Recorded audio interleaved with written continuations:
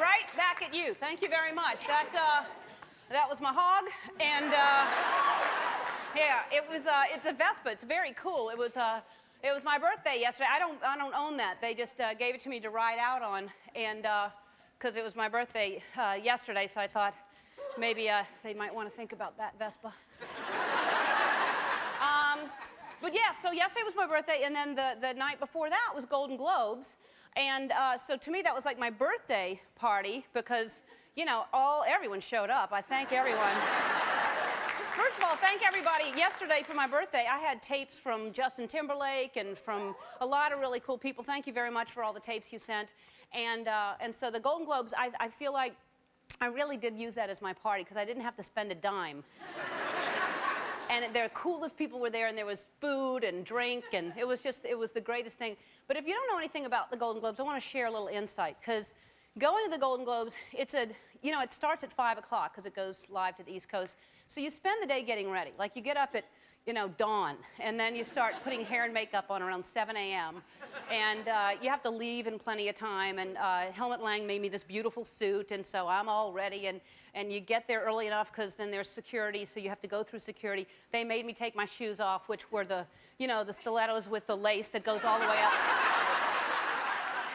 I had to unlace all of them, and then so you're all dolled up because, you want to be photographed, and you get to the red carpet, and I'm standing there. I got there the worst time.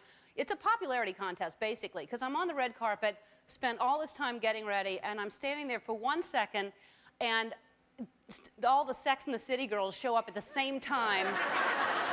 And for 1 second, they're photographing me, and the next second, it's like, Sarah!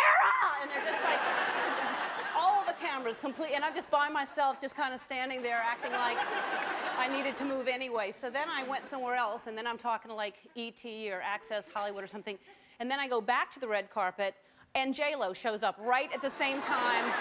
So, maybe one person with a disposable camera got my picture, I don't know.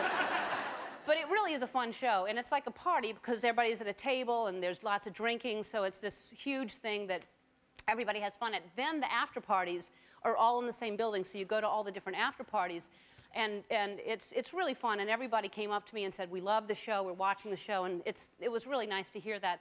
And then someone came up and said, Hugh Hefner wants to meet you. And so I'm like, and I was thinking it was only a matter of time, and so I think, okay, that's a joke, and I'm leaving, and they're like, no, Mr. Hefner wants to meet you, and so I'm led to Hugh Hefner's table. It was him and I believe 7 mannequins, and they were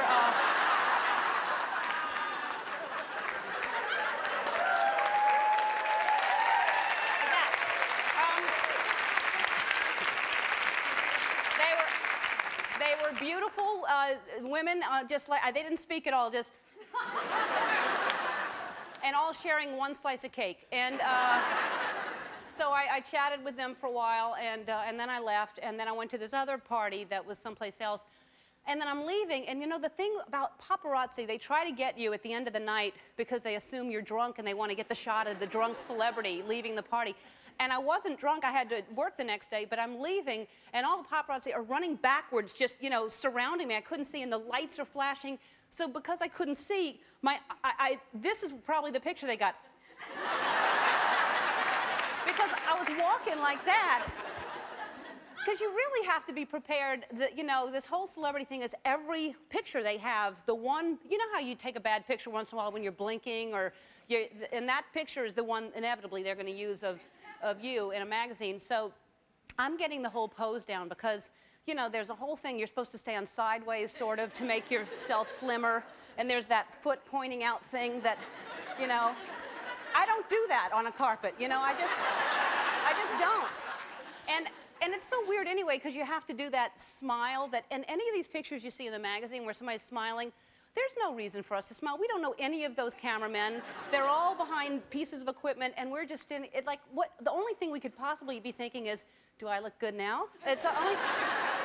And I'm not good at that. I actually just kind of stare, and then I see people are like, smile, and it's like, I don't want to. I don't know you. And so I realize, you see all these beautiful people, they always look good because they're prepared all the time, because they scream your name out when you're on the red carpet.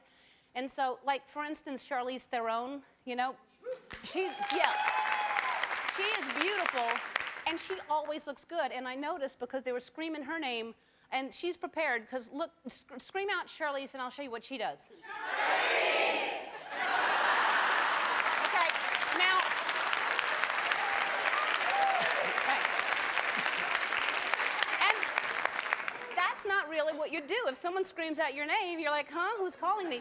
So this is me. Call my name.